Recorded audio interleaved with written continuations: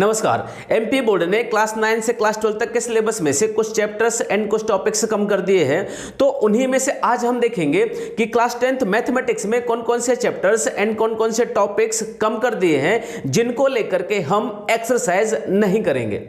देखिए, बोर्ड ने जो सिलेबस निकाला है उसमें से यह स्पष्ट नहीं हो पाता है, खासकर मैथमेटिक्स के लिए, कि हमें कौन सी एक्सरसाइज नहीं पढ़ना है, चाहे वो क्लास 10th का हो या फिर चाहे क्लास 12th का हो। आप देख रहे हैं कि जो सिलेबस निकाला गया है इसमें जो चैप्टर फर्स्ट है, इस चैप्टर फर्स्ट में 1.4 एंड 1.5 लिखा हुआ है, चैप्टर सेकंड में 2.4 लिखा हुआ है। तो आप ऐसा मत समझिएगा कि 1.4 का मतलब है कि 1.4 एक्सरसाइज, नहीं, ये 1.4 का मतलब है कि 1.4 टॉपिक्स जो आता है उस टॉपिक से जो क्वेश्चंस या फिर जो एक्सरसाइज बनेगी उसको नहीं करना है।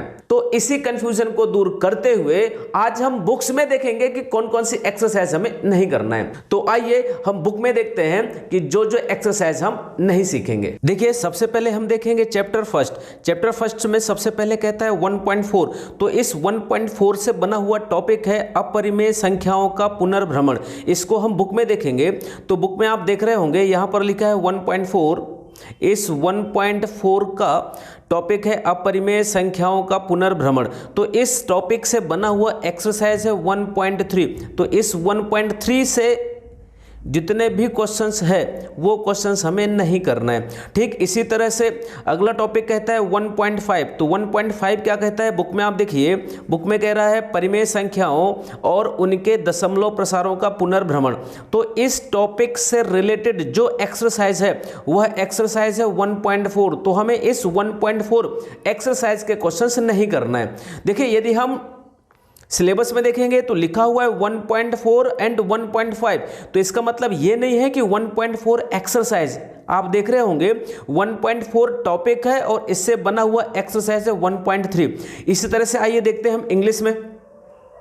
देखिए, इंग्लिश में भी 1.4 जो टॉपिक है वो कहता है रिविजिटिंग इरेशनल नंबर्स।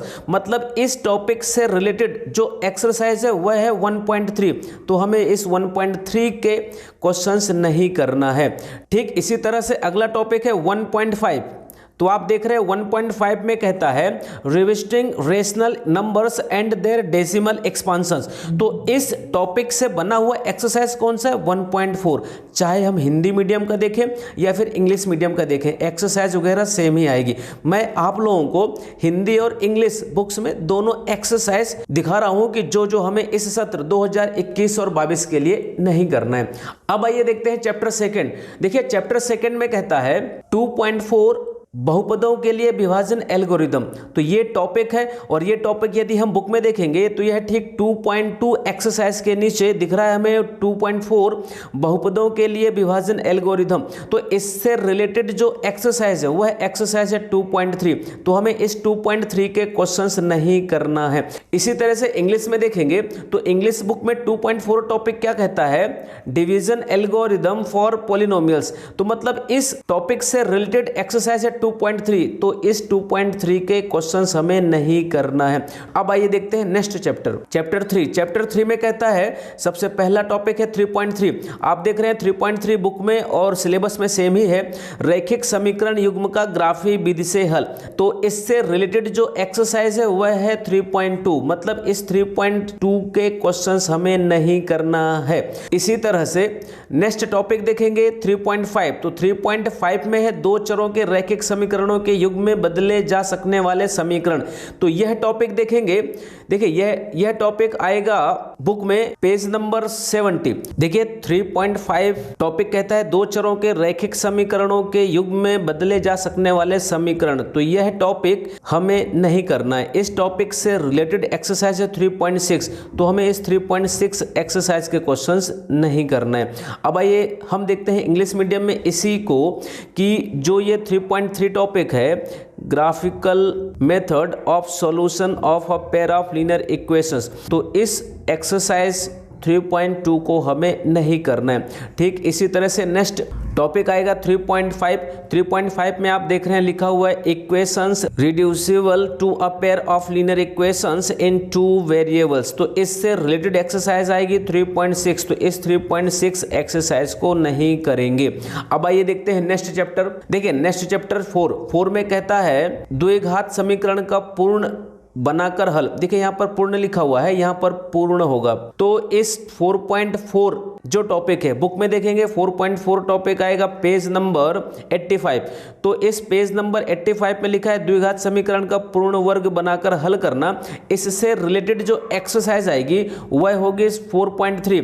यहाँ पर एक बात याद रखिएगा, इस 4.3 में केवल हमें यह मना किया गया है कि पूर्ण वर्ग बना करके जो क्वेश्चन सॉल्व करने के लिए बोला जाएगा वो हमें नहीं करना है। लेकिन हम यहाँ पर ऐसा नहीं कह सकते हैं कि इस एक्सरसाइज के सारे क्वेश्चंस नहीं करना हमें। देखिए इस फर्स्ट क्वेश्चंस में बोल रहा है कि निम्नलिखित द्विघात समीकरणों के मूलों का अस्तित्व हो तो उन्हें पूर्ण वर्ग बनाने की विधि द्वारा हल कीजिए। तो यदि इस विधि से बना हुआ क्वेश्चन आएगा तो नहीं करेंगे, लेकिन यदि बाय फॉर्मूले के द्वारा सूत्र के द्वारा आ जाता है, जैसे यहाँ पर सेकंड में बोल रहा है कि फर्स्ट के ही क्वेश्चन आप सॉल्व कीजिए किसके द्वारा, द्विघाती सूत्र का उपयोग करके, तो हमें इस फॉर्मूला मेथड मतलब सूत्र के द्वारा क्वेश्चंस हम सॉल्व करना सीखेंगे और इससे रिलेटेड क्वेश्चंस आ सकते हैं एग्जाम में। तो हम यहाँ पर ऐसा नहीं कह सकते कि 4.3 को नहीं करना है। देखिए 4.3 को करना है हमें, लेकिन पूर्ण वर्ग बनाने की विधि का उपयोग नहीं करना है। और यदि ऐसा करता है बोर्ड एग्जाम की इससे रिलेटेड कोई सा क्वेश्चंस नहीं देता है तो बहुत अच्छी बात है, लेकिन आप कोशिश कीजिएगा कि फॉर्मूला मेथड सीख कर रखिएगा। इसी तरह से आप यदि इसको इंग्लिश में देखेंगे तो इंग्लिश मीडियम में यह टॉपिक आएगा 4.4 solution of a quadratic equations bye completing the square. तो यहाँ पर इस 4.3 एक्सरसाइज को नहीं करना ऐसा नहीं कह सकते। इस 4.3 एक्सरसाइज को आप सीख के रखिएगा और इसमें इस फर्स्ट क्वेश्चंस में जो मेथड बोल रहा है कंप्लीटिंग स्क्वायर मेथड, इसको नहीं करना। आप इन क्वेश्चंस को सॉल्व करेंगे बाय फॉर्मूला मेथड से। अब देखिए नेक्स्ट चैप्टर देखेंगे चैप्टर 5 में कहता है 5.4 टॉपिक एपी के प्रथम 4 पदों का योगफल। देखिए यहाँ पर सिलेबस में लिखा है 4 पद, तो यहाँ पर 4 पद नहीं होगा, इस 4 पद की जगह होगा n। आप बुक में देखेंगे तो बुक में लिखा हुआ है पेज नंबर 118 में 5.4 टॉपिक एपी के प्रथम n पदों का योग, मतलब इस टॉपिक से रिलेटेड एक्सरसाइज जो आएगी उसके क्वेश्चन नहीं करना है। तो हमें इस एक्सरसाइज 5.3 के क्वेश्चंस नहीं करना है और आप इस एक्सरसाइज को नहीं सीखिएगा। इसी तरह से आप इसको इंग्लिश में देखेंगे तो इंग्लिश में 5.4 जो टॉपिक आता है वह है sum of first n terms of an AP. तो एपी के जो n टर्म्स का सम से रिलेटेड जो क्वेश्चंस हैं वो सारे 5.3 में हैं, तो इस 5.3 एक्सरसाइज को नहीं सीखेंगे। अब आइए देखते हैं नेक्स्ट चैप्टर 6। चैप्टर 6 में देखिए 2 टॉपिक हटाने का बोल रहा है। एक है 6.4 बुक में देखेंगे तो बुक में कहता है त्रिभुजों की समरूपता के लिए कसौटियां। 6.4 टॉपिक, इस टॉपिक से रिलेटेड जो एक्सरसाइज बन रही है 6.3, इसको नहीं करेंगे। ठीक, इसके बाद हम देखते हैं नेक्स्ट टॉपिक कहता है अपना चैप्टर 6 का 6.5 की समरूप त्रिभुजों के क्षेत्रफल। आप देखिए 6.5 जो टॉपिक है समरूप त्रिभुजों के क्षेत्रफल, इससे रिलेटेड जो एक्सरसाइज है वह है 6.4। तो हमें इस 6.4 को नहीं करना है। अब आइए देखते हैं इंग्लिश में इसको। इंग्लिश में हमें नहीं करना है 6.4 में क्या बोल रहा है, criteria for similarity of triangle, similarity triangle से रिलेटेड जो एक्सरसाइज है वह है 6.3। तो हमें इस 6.3 को नहीं करना है। ठीक, इसी तरह से इसका नेक्स्ट टॉपिक है 6.5 में कहता है एरियाज ऑफ सिमिलर ट्रायंगल। देखिए इस एरियाज ऑफ सिमिलर ट्रायंगल से रिलेटेड जो एक्सरसाइज है वह आएगी 6.5। तो हमें इस 6.5 एक्सरसाइज को नहीं करना है। अब आइए देखते हैं नेक्स्ट चैप्टर। देखिए नेक्स्ट चैप्टर आता है अपना 7। तो यहाँ सिलेबस में चैप्टर 7 और 8 की बात नहीं कर रहा है। आप देख रहे होंगे यहाँ पर 6 चैप्टर के बाद डायरेक्ट आ गया है चैप्टर 9, तो हमें चैप्टर 7 एंड चैप्टर 8 सारा पढ़ना है, मतलब इसमें से कुछ भी रिड्यूस नहीं हुआ है। तो अब देखते हैं चैप्टर 9। चैप्टर 9 में देखिए कोई सा टॉपिक नहीं ले रहा है, टॉपिक सीधे चैप्टर को ही बोल रहा है कि त्रिकोणमिति के कुछ अनुप्रयोग। तो ये टॉपिक हमें बुक में देखेंगे तो इस चैप्टर का ही नाम है त्रिकोणमिति के कुछ अनुप्रयोग, मतलब इस चैप्टर को नहीं करना है। इसमें केवल एक ही एक्सरसाइज है 9.1, तो इससे रिलेटेड कोई से भी क्वेश्चंस नहीं करेंगे।